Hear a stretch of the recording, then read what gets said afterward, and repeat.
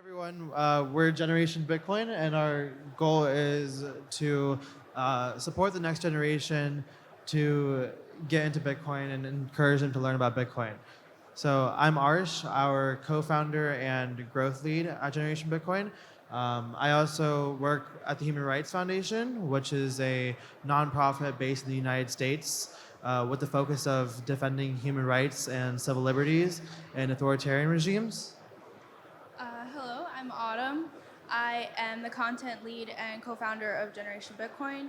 I am also a UX designer. I work for Bitcoin Bytes, which focuses on taking technical information and kind of simplifying it to a simpler, to make it more simple to understand in zine form. And then I also participated in Summer of Bitcoin and Ladies of Bitcoin.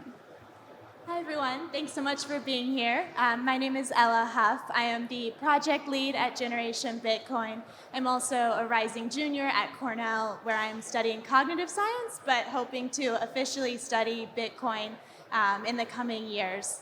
I also have contributed for Bitcoin Magazine and have started my own website called Sats Chats, which essentially takes topics in Bitcoin and then condenses them to a very small topic and written like we just had a conversation and we talked about it. So thanks again.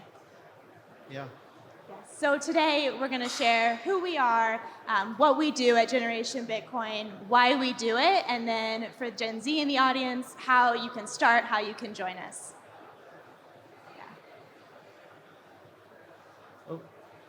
So yeah, like I mentioned earlier, our goal is to help Gen Z learn about Bitcoin and encourage them to get into the space. So right now, a lot of people in our direct groups and in our funnels have are just now getting into Bitcoin. People are just now getting into Bitcoin, and people have their own startups. People are contributing to open source projects. And stuff like that. So we're glad to see that it's been growing over the past years. However, we do want to see more people from our generation into the space directly. So a little backstory of how it all started was in 2021, Ashana, our other co-founder, and I met at a New York City BitDevs meetup. And so we just got to talking, we exchanged phone numbers and just shared information about Bitcoin topics to learn together. And then as time went on, our group grew and we just started, like the first project we did was taking parts of the white paper, and each person had to explain a portion of it to the rest of the group, so then we would all learn about Bitcoin as a whole. And so as the group grew, we were invited to speak at the New York City BitDevs, which was really awesome. And Ashana and I gave a little spiel about what it was. Then about a few weeks later, we went to Miami just for fun, and we ended up doing a fireside chat with Elizabeth Stark. And we talked a little bit about Generation Bitcoin and how Bitcoinizing the world is going to be the future and what that means. Then moving forward, later in 2022, we were invited to speak at the MIT Bitcoin Expo, talking about the same thing, trying to get more teams involved and trying to reach more people to join. And then Arsh also was invited to speak at the Atlanta BitDevs and did a fireside chat with him. So these are just some of the reasons of why we started Gen Bitcoin, why we do what we do. But to get us started, Bitcoin is for fill in the blank. I looked this morning, there's now almost 7.9 billion people. And so whoever you are, whatever your interest in it is, Bitcoin is for you.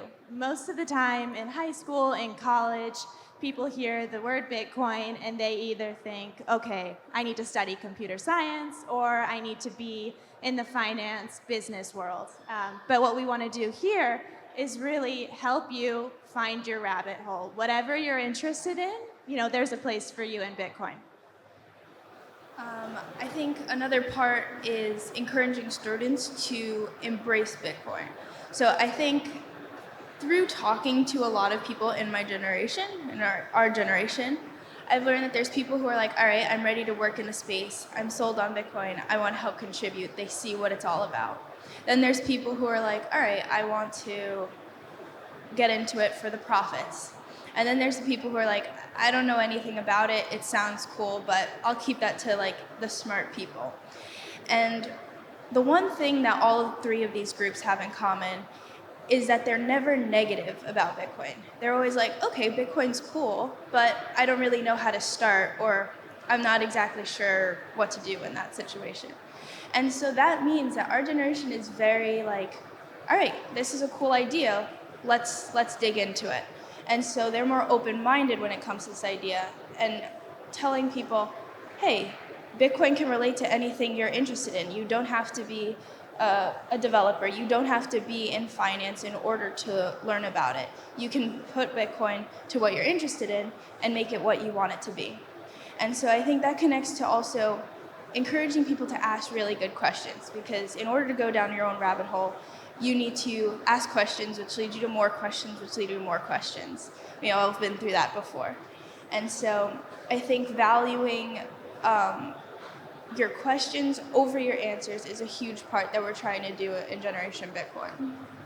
Yeah, and we believe that Bitcoin's future, or Gen Z's future, lies within Bitcoin. So the world is changing pretty quick, and we're at the point now where, for example, in the U.S. especially, inflation is outwaging wages, and we believe that Bitcoin is truly hope for these people, because they can realize, hey, there's this different system that we can go into. So, for example, the average person in high school today has lived through a handful of recessions, and they're constantly being priced out. And this is a global phenomenon. So we think that encouraging people to learn about the space and get into it can definitely help with the future. So we're going to talk about a brief overview of the projects that we do at Generation Bitcoin on a regular basis. So right now, our goal is to become a registered 501c3 nonprofit in the United States, and this way we can get more teenagers to conferences. We can offer meetups. We can offer webinars, all sorts of projects, and things like that. So another big project that we're starting, we're calling now the Bitcoin University Guide. And so as we touched on earlier, most people think Bitcoin is for CS or finance business majors. But maybe you're a philosophy major, and in your class you've learned Thomas Hobbes, David Hume, John Locke, and all their theories on what property is.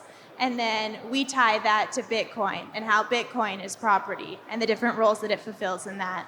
Or you're a bio major and you think bio and Bitcoin, there can't possibly be any relationship there. But then we introduce you to some of what Jason Lowry has written about in regards to bio. Or math, maybe you're interested in all of the mathematical equations in Bitcoin or the symbolism behind the numbers. So whatever it is you're studying, this guide will kind of help you find your hook that then you can go and ask more questions and really, hone it to your interests, but this will get you started. The last thing that people can get involved in that we're doing right now is our biweekly meetings. We do this on Twitter Spaces. So on these Twitter Spaces, we have various things. You can either talk about recent notable events. We work on talking about the different things and projects we've been working on, and the Bitcoin projects that are out there that you can that you can start contributing to. And then we also talk about new opportunities. So a lot of this is for the people who are already in the Bitcoin space and want to take their next step in their journey. A lot of us were looking for jobs, and now we've been able to do that. But it's how do we bridge that gap? How do we help teens take that next step? So we talk about different internship programs, different jobs that you can get that are open to anyone, and they can apply. We also have workshops that we're going to do. So the idea behind this is trying to get the aspects of Bitcoin that are a little bit more conceptual and trying to get it into the hands of teens so they can understand the applicability and understand, all right, this isn't just conceptual in my head. And then lastly, we have guest speakers.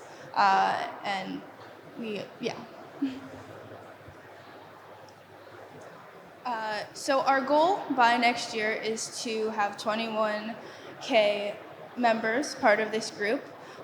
Again, our goal is to get as many teens into the Bitcoin space as we possibly can. And so if you know of anyone, if you know of teens, if you're a teen yourself, or you want to orange pill someone you're related to, send us our way, and this is the goal we're trying to do. So first, we'd love to take questions if you all have any questions. Of course, you can find us afterwards, and you can also scan the QR code. But now, we can pass around a mic. If any of you all have questions, we'd be more than happy to answer them.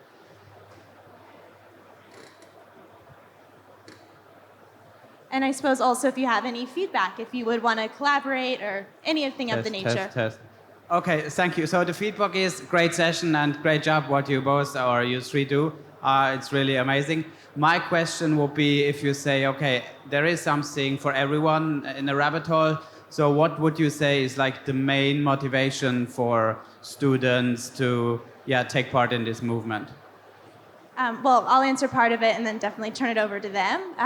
When I have conversations on campus with people and we get talking about Bitcoin, often they just don't really know what that initial question is to ask. They're interested in it. We talk for 2 hours, just going over questions, but it's that initial starting point of, I don't even know what to ask. I don't know how this relates with me. So that is part of the goal of the University Guide, to be that initial bridge, since we can't be everywhere all at once. And Arsh also mentioned this earlier, but as we think about how are we going to take care of ourselves going into the future, how are we going to save in the future, a lot of our traditional stores of value are just not applicable anymore. Bitcoin is the answer. Bitcoin is what will provide you hope for the future. And so it's critically important that Gen Z knows about Bitcoin and that they have access to contribute and learn and grow and participate in the space. So I'll add it. Yeah, I totally agree with that. I think a huge part of it is understanding what the huge picture of it is. It's not just, oh, I'm interested in Bitcoin, I'm not interested in Bitcoin. It's more of Bitcoin is bigger than just me or you. It's something for everyone. It's something that's global. It's something that will help societies get through the problems that they're facing. And I mentioned this a little bit in the talk yesterday, where if you want to learn about Bitcoin and see the applicability of it, understand how the problem relates to you. Because if you understand that, you'll want to find solutions, and then you'll be able to see that Bitcoin is a solution for that. And I think I'll also just briefly add, universities are not going to be the ones, and I'll quote, telling you to get on the mission. It's going to come from people like us, places like this, that really push the importance of Bitcoin on you. It's not going to come from a college. You won't find that there. So we really want to fill that gap and spread the knowledge and make sure students know. Hey, I'm pretty late to the talk. I just joined in. I heard about your mission and I'm quite inspired by it, and I think I want to join you guys. Because it's exactly what I want to do, and I'm talking to a lot of people in my community about Bitcoin and orange pilling a bunch of people. Have you made experiences with going into universities and booking like a room and offering a course on Bitcoin, and how has that been, and how have the universities reacted? So I think I'm the only one now currently in university. I think on the whole, blockchain is really prevalent in universities. You're more likely to find a fintech, a crypto, a blockchain club. You're not as likely to find a Bitcoin club. So I am a part of our blockchain club, trying to orange pill everyone in that. And you have to be in that space as well.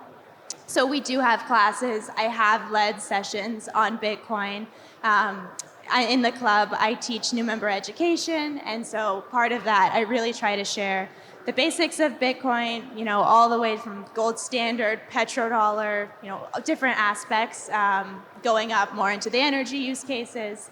So yes, we have done it, but obviously would love to do more and would love to connect with students at other universities, other clubs.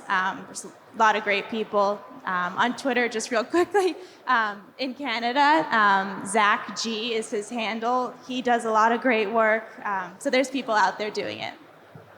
Yeah, and Ella, do you kind of want to touch on how you've also introduced this major to Cornell and kind of the thoughts around introducing an independent major to universities directly?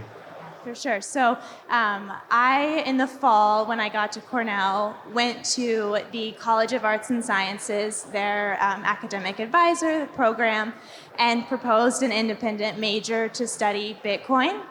It's one of the amazing things about Cornell is that there are so many schools on campus, there's so much knowledge, and inside of arts and sciences, you can do an independent major. So I wrote a proposal and I proposed it. It is a very slow process. I hope that it will all work out. It might turn into doing just an independent research thesis on Bitcoin, but I'm trying and love the support from anyone else as well. But I think in a perfect world, an education on Bitcoin sits above any one college. So Cornell, for example, there's the College of Engineering, there's the law school, arts and sciences, business school. As we said, Bitcoin encompasses every topic. So ideally, it sits above any one college, and you can pull down whatever courses you want and specialize in that manner. Yeah. Yeah, and I mean, like even going through Ella's process of what we've learned through that, it's like instead of directly going to universities and facing the bureaucracies and the potential loopholes and the downfalls that come with that, it's also just like going directly to blockchain clubs. Like there's dozens of schools that have blockchain clubs. The only thing is like they don't focus on Bitcoin. Like there's nothing inherently wrong with a blockchain club besides the fact that they don't talk about Bitcoin at all. So I think our goal, especially with the students network that we're trying to build out, is that hey, talk to the organizers of these clubs and try to get them started in teaching about Bitcoin. And this is where we can connect them with resources. We can connect them with guest speakers to kind of come in and teach them lectures in the class about related topics to Bitcoin. And I'm happy to share the proposal with anyone if that's of interest. If you're going through a similar process, we can, of course, talk more about it. But it is a process, but it's a very worthwhile one, and I hope to see it through, if not for myself, then for others to come. So, do you do anything for younger teens as well, or only for older teens? Well, first, Sam, we have to say that your speech yesterday was fantastic. So everyone should go back and watch it later if they haven't yet. You're awesome. But do you want to... We're huge fans. But yeah, right now, like we focus on anyone specifically. Like we've had this kind of gray area where it's like, teenagers. So like a 13-year-old can be someone who's late in middle school, and a 19-year-old could be a freshman in college. So we've kind of based it to the point where it's like, just high school and colleges mainly, where it's like kind of that age where it's like 14 to 21, 22-ish. We're actually hoping that you could take the lead on younger than teenagers, in middle schools and stuff like that. I've seen some great resources as well in the past. So yeah. I think another important thing to think about is when you're young, that doesn't technically mean anything. You can do whatever you want and you can create what you want it to make. And so this is a community of teens. We're trying to work together to create a platform for teens to come together and learn and grow with one another and support in any way we can.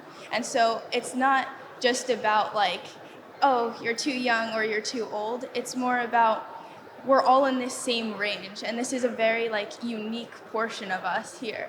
And so how do we uplift each other, and how do we find what's a good way for you to incorporate into this part that we're doing, right? So everyone can contribute in some way. Anyone can help, and that's for us to discover because we're all in it together. And I'll just also add something that I think resonates really well with people that I talk to is in our society, we live in a proof of work society. You don't graduate from high school or graduate from college with your friend telling the dean that they saw you study in the library. No, you worked, you studied, you prepared, and you really earned that. So just to Autumn's point, it doesn't matter the age. All that matters is that you're on the mission, you're doing the work, and you want to support it. So yeah, but we'd love to have you join us. Yeah, thank you again, everyone, for coming, and thank you for everyone. If you want to learn more or connect with us on our website or Twitter, you can scan this QR code. All of our information, our Twitters are on there, and also our website. And quick shout out before we wrap up to Ashana. She's in the bottom left, right there, one of the other co-founders, so definitely look out for her as well. Yeah.